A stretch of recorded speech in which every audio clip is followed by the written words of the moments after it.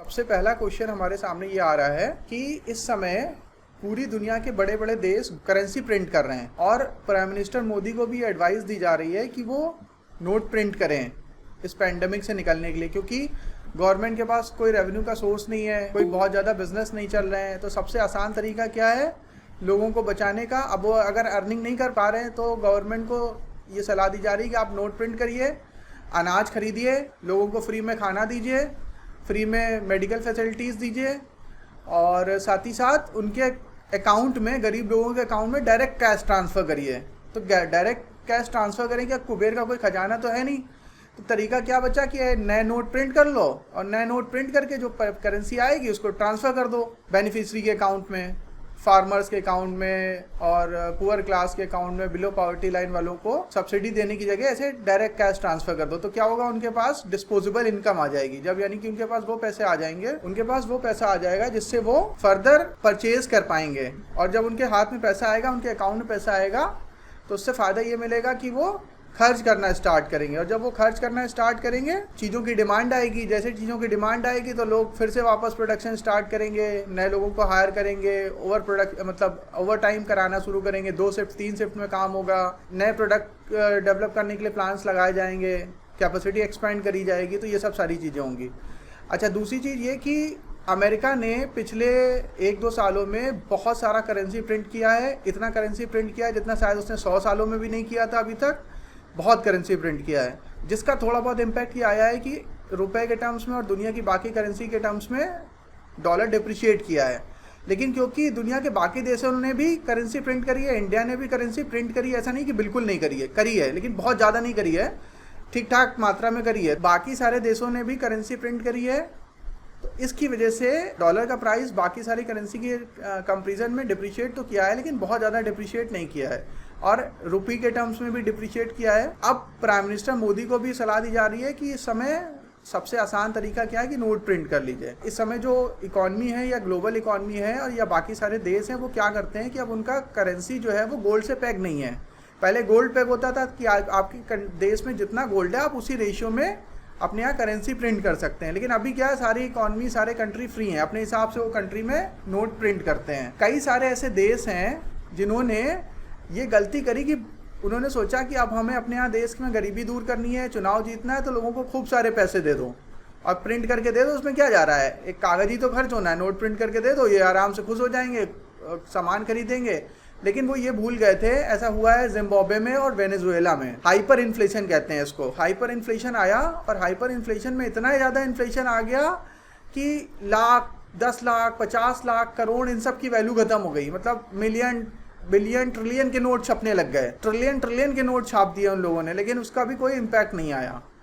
क्यों? क्योंकि hyper inflation थी। लोग नोटों के गड्डियों पर सो रहे हैं, लेकिन उससे कुछ खरीद नहीं पा रहे हैं ज़्यादा चीज़ें। तो बहुत ज़्यादा मात्रा में नोट प्रिंट करना कोई बहुत ज़्यादा समझदारी की काम नहीं है, क्योंकि उससे क्या होता है, हाइपर इन्फ्लेशन आ जाता है। आप जब किसी देश में मान लो 100 लोग रह रहे हैं और 100 लोगों को नारियल पानी पीना है और एक नारियल का दाम 10 रुपये का है और वो लोग 10 रुपये देते हैं, नारियल पानी पी लेते हैं। लेकिन सभी को मान लीजिए एकदम ऐसे एक्स्ट्रा 100-200, 200, 500, 1000 रुपये बांट दिए जाएं, तो अब क्या होगा कि सब लोग कह देंगे एक की जगह अब हमें 2 पीना है, 5 पीना है, अब हम पानी नहीं पियेंगे, हम दिन भर नारियल पानी पियेंगे। वो सब पैसे लेके पहुंच जाएंगे। तो कोकोनट वाले के पास उतने कोकोनट थे नहीं, तो वो क्या करेगा, अपने दाम को बढ़ाएगा।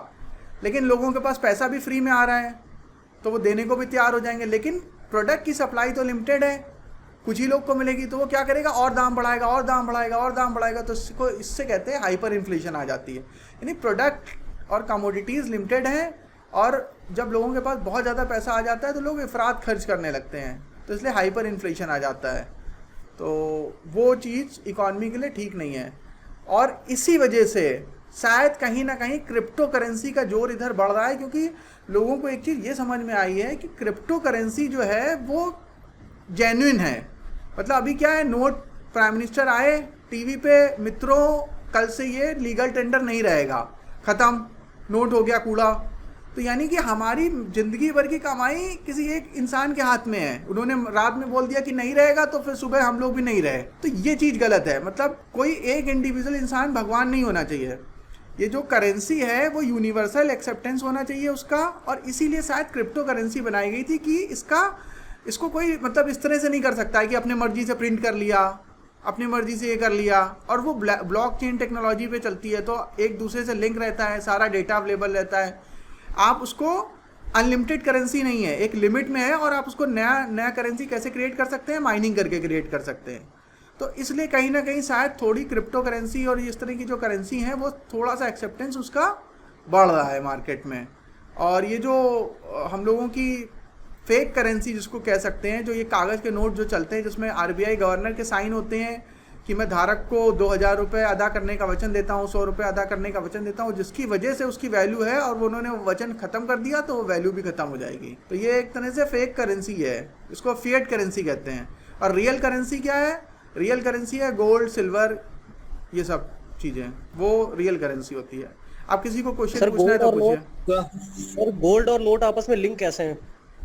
नहीं लिंक है ना, पहले लिंक थे। पहले मेरे देश में जितना गोल्ड होगा उसी रेशियो में हम नोट प्रिंट करेंगे, वो अच्छा था। उससे क्या है कि कोई अपनी मर्जी से नोट नहीं प्रिंट कर सकता है।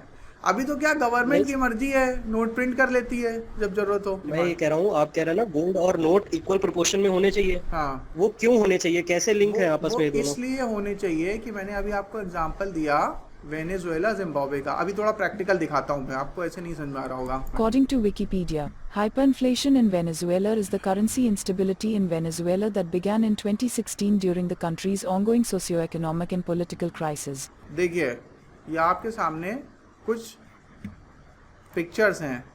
ये वेनेजुएला की करेंसी है, बोलीवर।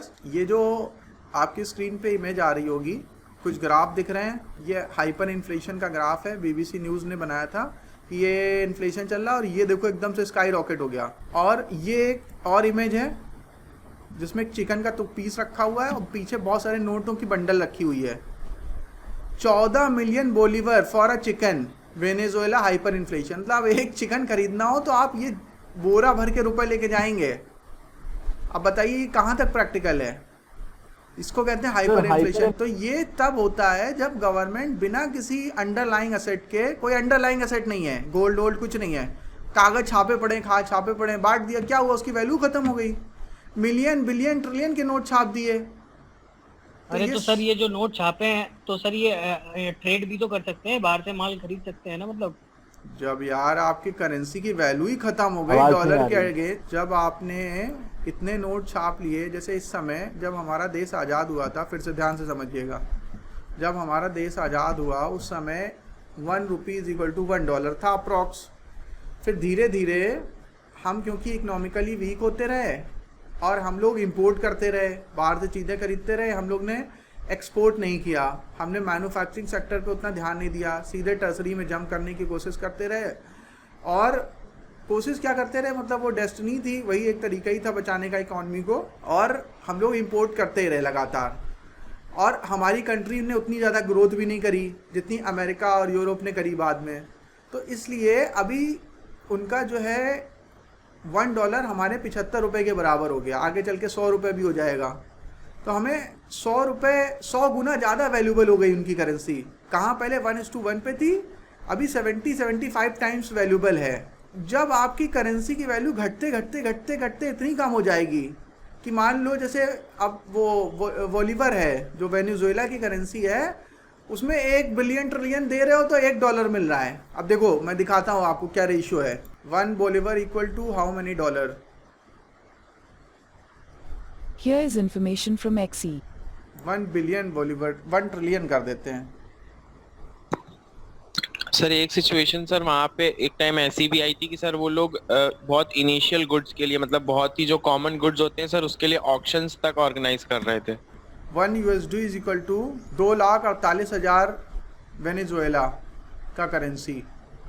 2,48,000 वेनेजुएला का बोलीवर होगा तो $1 मिलेगा आपको, समझ रहे हैं? 2.5 लाख रुपए लेके जाओगे तो $1 मिलेगा, तो करेंसी की वैल्यू ही खत्म हो गई। अब आप क्या मंगा पाओगे? जब आप 2.5 लाख रुपए दोगे तो $1 के बराबर आएगा। सर हाइपर इन्फ्लेशन को डीमोनेटाइजेशन से कंट्रोल नहीं कर सकते हैं क्या? डीमोनेटाइजेशन किया तो है इन्होंने, अपने करेंसी को बंद कर दी, लेकिन करेंगे क्या? इकॉनमी खराब हो गई ना अब आपकी। कंट्री की। सब जब इसका रिजल्ट मालूम था तो ये सब किया ही क्यों? कि मतलब रिजल्ट नहीं economy मालूम आगे था। खराब हो जाएगी। वो जो सो कॉल्ड बुद्धिजीवी लोग अभी प्राइम मिनिस्टर को भी तो यही सलाह दे रहे हैं अपने। तो वो मतलब इंडिया तो नहीं छापेगा ना इतना, उनको तो इतना पता छाप रहा तभी वो है। छापेगा। ये सबसे आसान तरीका होता है, लालच में आ जाते हैं लोग। जब अमेरिका जैसी कंट्री नहीं मान रही है, इंडिया में भी हो रहा है। New currency printed by America. Here's a summary from Mint. The US Federal Reserve, the American central bank, has printed a little over $3 trillion in order to counter the economic impact of देख रहे हो, COVID-19. $3 trillion, मतलब India की economy का जितना size है ना total, एक हिंदुस्तान के बराबर नोट छाप डाला है उन्होंने। मतलब जमीन निकल जाएगी पैर के नीचे से। और वो भी कब? 3.5 मंथ पीरियड, 3.5 महीने के अंदर यूएस फेडरल रिजर्व ने हिंदुस्तान की इकोनॉमी के बराबर नोट प्रिंट कर डाले $3 ट्रिलियन के। इतनी तो हमारी इकोनॉमी नहीं है। अब एक चीज़ और बहुत ध्यान से समझिएगा, एक बड़ी अच्छी चीज़ ये है कि आप क्या सोच रहे हैं, जैसे ये इंडियन स्टॉक मार्केट है, यूरोपियन अमेरिकन स्टॉक मार्केट है, ये सारे के सारे लोग जो हैं, वो ये बता रहा था आप लोगों को कि इस समय Indian stock market all time high पे चल रहा है। मैं आपको दिखा रहा हूँ 1 ईयर का ग्राफ निफ्टी का। पिछली साल जनवरी फरवरी में मार्केट 12,000 के लेवल पे चल रहा था, ठीक है, फरवरी 2020। उसके बाद कोविड आया, ये मार्केट एकदम सीधे रसातल में चला गया, 8,000 के आसपास आ गया, 7,600 का लो लगाया था, कुछ 7,500 का लो लगा। ये देखिए लो दिख रहा है आपको, हाँ। और उसके बाद फिर सीधी स्ट्रेट लाइन रिकवरी करते करते करते करते हाई पे पहुंच गया है 15,700 का। मुझे लग रहा है कि अभी आज ही कल में हाई लगा या आज ही लगा है, न्यू हाई बना दिया आज मार्केट ने न्यू हाई बना दिया। हाँ, मार्केट में ये न्यू हाई बना। पूरी इकॉनमी लॉकडाउन में चल रही है, डिमांड आ नहीं रही है, लोगों की सैलरी मिल नहीं रही है। हम लोग जो है यहाँ पे इंस्टीट्यूशन में खर्चे करने के लिए, सैलरी देने के लिए फीस कलेक्शन हो नहीं पा रहा है। सब जगह पर प्रॉब्लम चल रही है। बड़ी बड़ी कंपनियां सफ़र कर रही हैं, उनके पास एम्प्लॉय को सैलरी देने के पैसे नहीं आ रहे हैं, सैलरी कट हो रही है, कहीं कुछ हो रहा है। ऐसे और सिचुएशन में मार्केट कहाँ से ऑल टाइम हाई लगा रहा है? इसको क्या हो रहा है? मैं क्वेश्चन ये कह रहा हूँ कि हमारा जो कंट्री है उसमें जो स्टॉक मार्केट है, इंडिया का भी और अमेरिका भी, वो ऑल टाइम हाई पे चल रहा है। मार्केट बंद है, इकॉनमी तबाह हो रही है, लोगों के पास पैसा नहीं है और प्रोडक्ट खरीद नहीं पा रहे हैं, डिमांड है नहीं, लॉकडाउन चल रहा है, प्रोडक्शन हो नहीं रहा, जीएसटी लोग जीरो फाइल कर रहे हैं, बिजनेस हो नहीं रहा। ये मार्केट को क्या हुआ है? मार्केट को कहाँ से इतनी ज़्यादा तेज़ी मिल रही है? इसको कौन बूस्ट कर रहा है? मार्केट परसेप्शन से नहीं चलता, फंडामेंटल पे चलता है। थोड़े दिन के लिए परसेप्शन पे चल सकता है, सेंटिमेंट्स पे चल सकता है। सेंसेक्स का नाम ही है सेंसिटिविटी इंडेक्स, लेकिन वो थोड़े समय के लिए, 1 साल तक नहीं वो परसेप्शन पे चलेगा। और कोई आंसर करेगा क्या रीज़न है कि इतनी ख़राब सिचुएशन में भी मार्केट ऑल टाइम हाई पे है? जो अभी हम लोग बात कर रहे थे ये इसी से रिलेटेड है, इसीलिए मैंने ये क्वेश्चन पूछा है। हम लोग ने अभी बात ये करी थी कि मार्केट में नोट प्रिंट हो रहे हैं, अलग अलग देश नोट प्रिंट कर रहे हैं। तो अमेरिका ने, इंडिया ने और बाकी सारे देशों ने बहुत नोट प्रिंट किए हैं। तो नोट प्रिंट करने की वजह से ही लोगों के पास लिक्विडिटी बहुत है। और लिक्विडिटी मतलब इतना पैसा, करोड़ों करोड़ों रुपए अमेरिकन गवर्नमेंट फ्री में दे रही है अपने सिटीजन्स को। ये भत्ता वो भत्ता, इंडिया अप्रोप्रिएट मात्रा में प्रिंट कर रहा है, बहुत ज़्यादा नहीं कर रहा है, लेकिन अमेरिका ने बहुत ज़्यादा कर दिया है। अमेरिका ने इंडिया की इकॉनमी के बराबर के नोट प्रिंट कर दिए हैं। तो मैं ये कह रहा हूँ कि इतना ज़्यादा ये जो पैसा है, जो नोट प्रिंट हुए हैं, इसकी वजह से मार्केट में काइंड ऑफ ये बहुत ज़्यादा तेज़ी देखने को मिल रही है। और इसी वजह से मार्केट हाई पे टिका हुआ है, क्योंकि लोगों को पैसा दे दिया गया है। अगर ये प्रिंट नहीं होता तो मार्केट में तो फिर मार्केट नीचे के लेवल पे होता। What about Indian market? ये तो यूएस मार्केट के लिए एग्जांपल वैलिड हो सकता है। इंडियन मार्केट में तो अनएम्प्लॉयमेंट रेट काफी ज्यादा बढ़ गया है, जॉब लॉस काफी हो रहा है, काफी ज्यादा अभी लोगों को समझ बढ़ गई। सुनिए, इंडियन मार्केट भी एफआईआई ड्रिवन होता है। और आपने देखा होगा कि पिछले 1-2 साल में कोविड के बाद अमीर बहुत अमीर हो गए हैं और गरीब बहुत गरीब हो गए हैं। यानी कि जिसने भी पिछले करेक्शन में पैसा लगाया उसका पैसा 100% बढ़ चुका है। खूब डिविडेंड आ रहा है, खूब रिटर्न आ रहे हैं। मुकेश अंबानी दुनिया के 4थे रईस बन गए, एलन मस्क दुनिया के नंबर 1 रईस बन गए, जेफ बेजोस की संपत्ति बढ़ गई, वॉरेन बफेट की, जितने दुनिया के टॉप अमीर है, सबकी संपत्ति बहुत बहुत बढ़ गई है। तो जब संपत्ति बहुत बहुत बढ़ गई तो क्या करेंगे, ये इन्वेस्ट करेंगे। तो इन्वेस्ट करने के लिए इंडिया में emerging market, Indian emerging market बहुत अच्छा अट्रैक्टिव डेस्टिनेशन है। तो FII बहुत पैसा लगा रहा है, DIIs पैसा लगा रहा है, इंडिया में जो अमीर लोग हैं वो पैसा लगा रहे हैं। और मैं भी किसी को अपने इन्वेस्टर्स को पैसे निकालने की सलाह नहीं दे रहा हूँ, नया लगाने की से मना कर रहा हूँ, लेकिन निकालने के लिए सलाह नहीं दे रहा हूँ।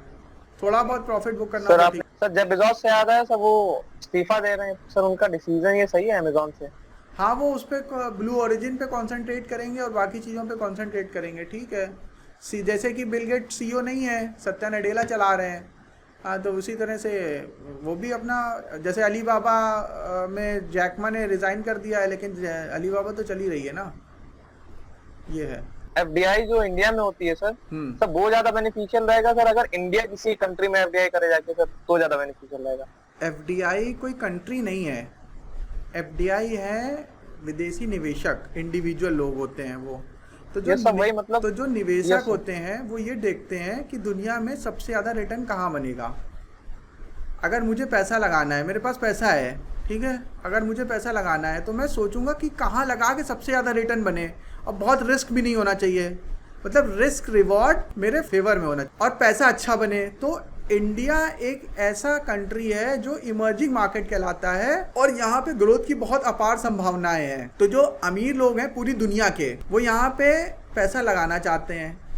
अब मुझे पता है कि अमेरिका के मार्केट में ऑलरेडी सैचुरेशन है। जैसे अभी वो मैंने एक जो वीडियो बनाया था फैंग वाला, जिसमें अल्फ़ाबेट, फेसबुक, अमेज़ॉन, टेस्ला, इन सब कंपनियों में पैसा लगेगा। तो यहाँ से बहुत पैसा लगा, 400-500 करोड़ रुपए लोगों ने थोड़े दिन में लगा दिया। मैंने बहुत सारा पैसा लगवाया उन कंपनियों में, अमेरिका की कंपनियों में। क्यों? क्योंकि मुझे लग रहा था कि पहली बार ऐसा हुआ है कि मैंने विदेशी कंपनियों में पैसा लगवाया है, इंडियन कंपनी में नहीं लगवाया।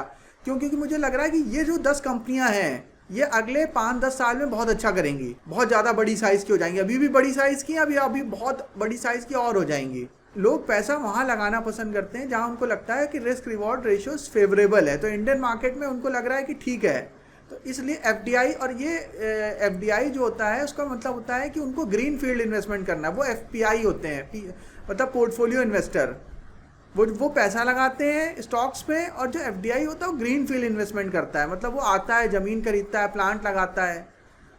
तो जहाँ पे चीप लेबर होगा, जहाँ पे सस्ती ज़मीन मिलेगी, जहाँ पे स्किल लोग मिलेंगे, जहाँ पे अनएम्प्लॉयमेंट ज़्यादा होगा, वहाँ पे वो लोग अपना FDI करेंगे। अब हम अमेरिका में FDI करेंगे तो क्या हासिल होगा? कुछ हासिल नहीं होगा, घाटे में चले जाएंगे, क्योंकि वहाँ पे हमें वर्कर ही बहुत महंगा मिलेगा, वहाँ ज़मीन बहुत महंगी मिलेगी। तो इंडिया में जो SEZs होते हैं वहाँ पे अगर आएंगे तो ज़मीन भी सस्ती मिलेगी, इलेक्ट्रिसिटी भी सस्ती मिलेगी, टैक्स हॉलीडे भी मिलेगा, बहुत सस्ते लेबर भी मिलेंगे। तो यहाँ पे FDI हो रहा है। ओके।